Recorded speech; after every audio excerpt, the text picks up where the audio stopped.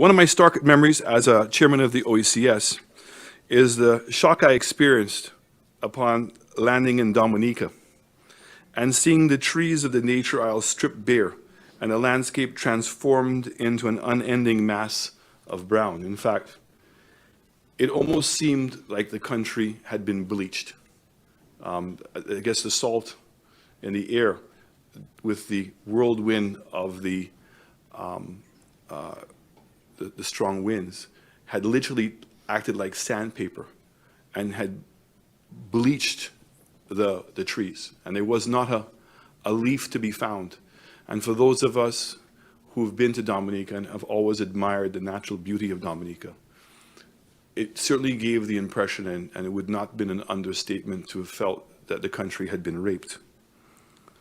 Hurricanes Irma and Maria in September of 2017 left a significant trail of death, destruction, and dislocation in a number of our member states. While the storm's fury showed nature at its worst, it also brought out the best in us as individuals, communities, nations, and institutions. And there's probably no better story than the premier of the BVI, after being so harshly devastated, sending messages to Dominica before the hurricane and after the hurricane, indicating that the BVI was prepared to give any assistance they could.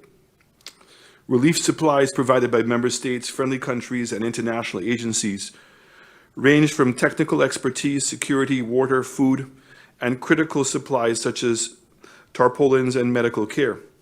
In addition, the OECS was instrumental in supporting efforts towards food and water security, medical relief and supplies, logistics and transportation, and psychological support. I remember meeting with the General Secretary 2 days before the hurricane was to hit the BVI, and realizing that after all these years of hurricanes, an after plan in terms of countries that it would have been impacted, and we were expecting at that time that both St. Kitts and Antigua would have been severely impacted. The ability to have extracted people would have been lost because the northern islands were also going to be impacted.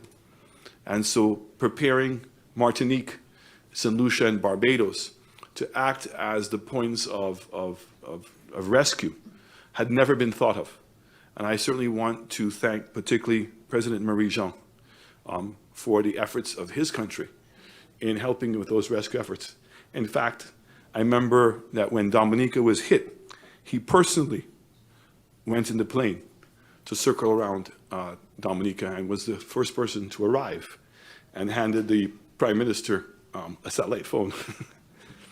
That is the magnitude of the camaraderie that we had in the OECS.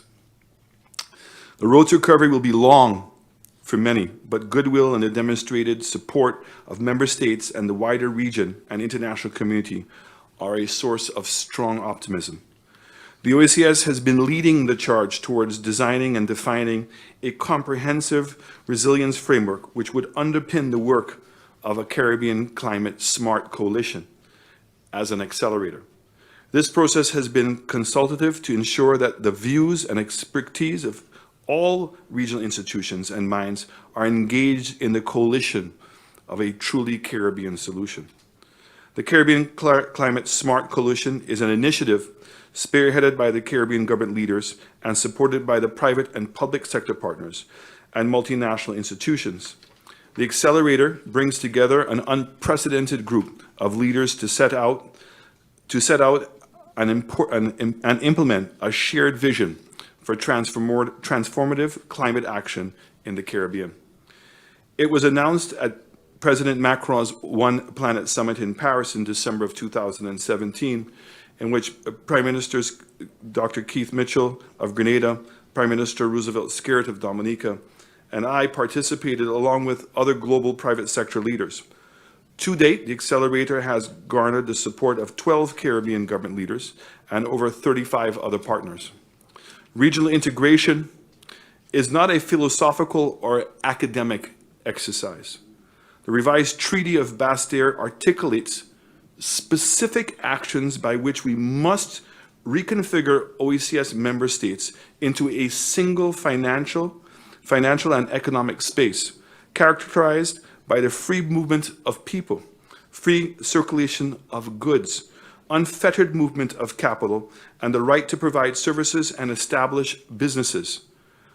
The displacement of thousands of citizens during last year's natural disasters brought home very clearly the urgency of accelerating the work necessary to bring the economic union to fruition.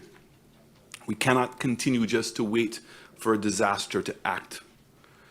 This must include the implementation of the regime governing rights contingent to free movement agreed by the authority in November of 2015. These rights go to the very heart of the single space, securing for our people non-discriminatory access to the critical social services such as education and healthcare, and the guarantee of continuity for the family unit when the principal beneficiary moves. Moreover, the treaty mandates relating to policy coordination and cooperation in significant matters such as foreign affairs, agriculture, tourism, other services, ICT, education, and health must be executed with increased vigor.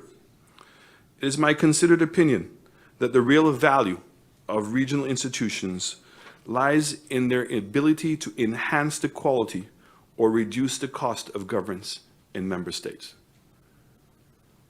St. Lucia measures its participation in regional institutions on three basic principles. Does it improve or strengthen the institution of governance in our country? Does it reduce the cost of governance in our country? And idealistically, did it achieve both? It cannot be a talk shop. It cannot be that we talk and discuss the value of these issues and return time and time again, and we don't implement what we know in our hearts and our minds to be the way forward. It is imperative, therefore, that we examine our institutional architecture and find avenues to improve the synergies between regional and national outlook on operations. In so doing, we must encourage the participation of our citizens in creating the vision for our region and so strengthen the sense of ownership of the integration process. I give you a simple example. Chambers of Commerce. How often do the Chambers of Commerce of the OECS meet?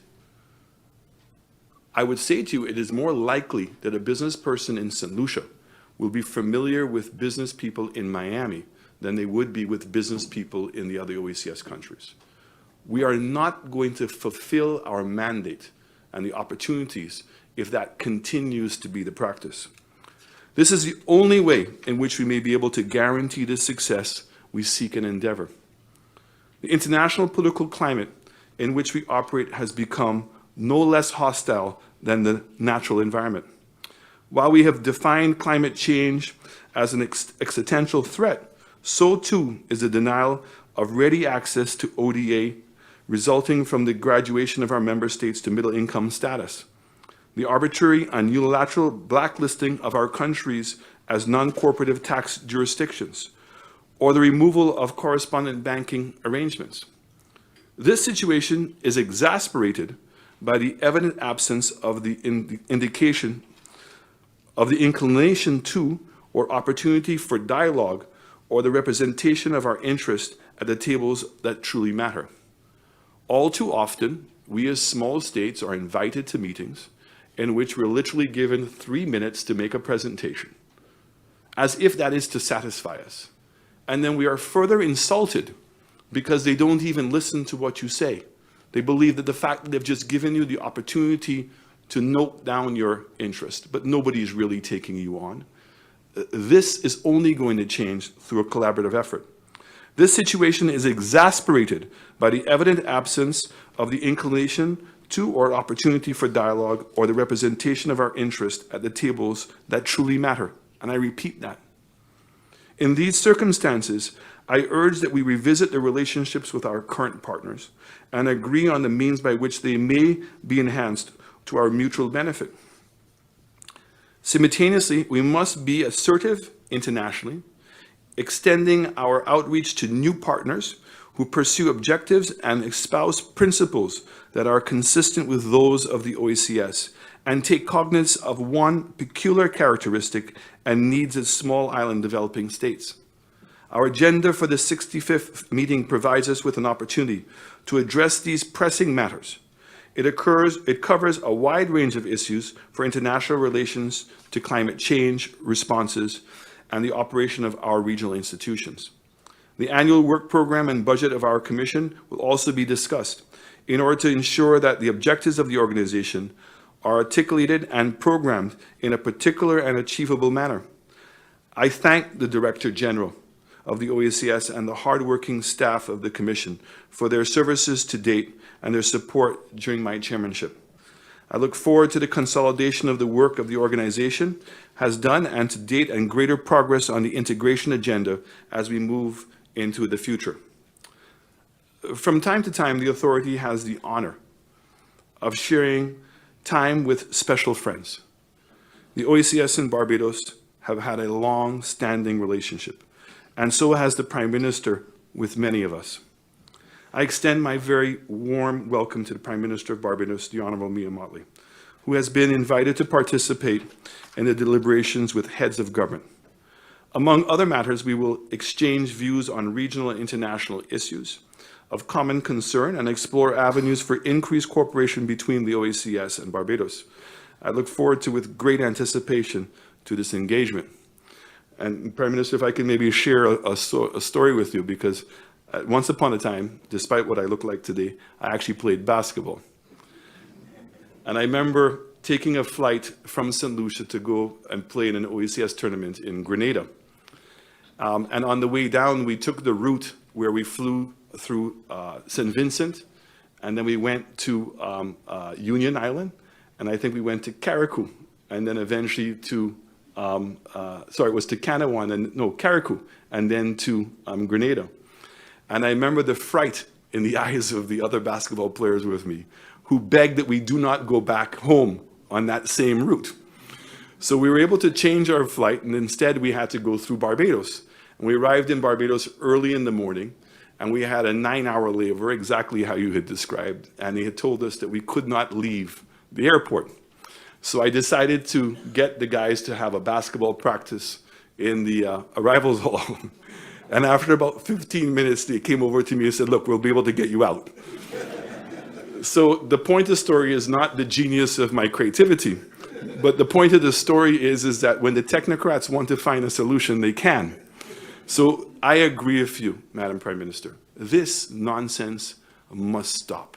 And I, too, on many of occasions, have been confronted with asking people, why are we doing this? And clearly not being satisfied with what the answer is.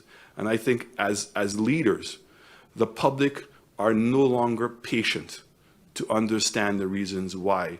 And they're looking to us to make sure we make those changes. Colleague heads of government, I welcome you all to St. Lucia. I want to express my deepest gratitude for your support during my tenure. In 2017 and 2018 period, I dare say, unprecedented in terms of the challenges which our region confronted. Our mettle was tested, and we proved our ability to stand. Prime Minister Gonzalez, you can rely on my support and continued commitment to the attainment of the goals of the OECS. As we tackle our agenda in caucus and plenary sessions, I look forward to full and frank conversations among us all on the matters which we agree, as well as those of which our views diverge. This is necessary if we are to maintain and enhance our sense of community while appreciating our individual sovereignty. Above all, we must keep in focus our duty, ultimately, and to act always for the benefit of the people of the OECS. Welcome all of you to St. Lucia.